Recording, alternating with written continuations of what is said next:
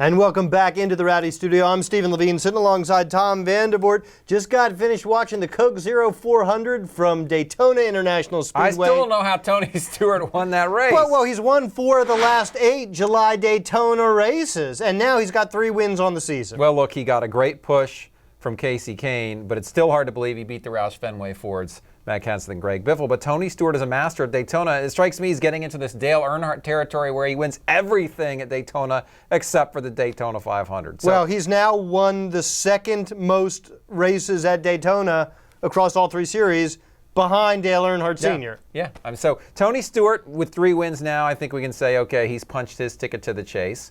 And obviously he's had a bit of a lull here lately after a very fast start to the season.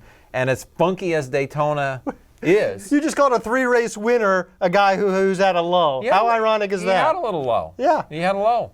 But it was a lull. No lull compared to his lull last season where he ended up winning the championship. That is absolutely the case. A lullful Tony Stewart is still a dangerous Tony Stewart. Issue number 2. Issue number 2 has to be the Roush Fenway cars. These guys on plate tracks lately have just been stout. Matt Kenseth, Greg Biffle, the class of the field all race long. How ironic was it that those two tangled up at the end, and that's what sent Greg Biffle spinning into the grass and perhaps cost Matt Kenseth the win.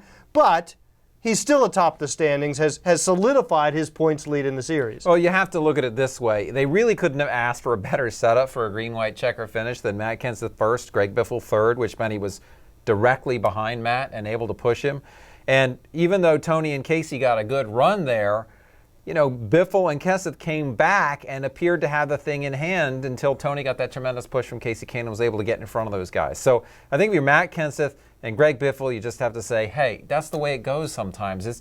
This plate racing is crazy. It is crazy. It's gotten so crazy now where there's like no racing for half the race, and then it's just all hell breaks loose at the end, and you're like, how did he... Guys who wrecked twice earlier are finishing in the top 10 or the top 5. I mean, what... It's just nutty. It's like a road course race. And this brings us to issue number 3, which is something you and I have been preaching for months, which is the rule of unintended consequences.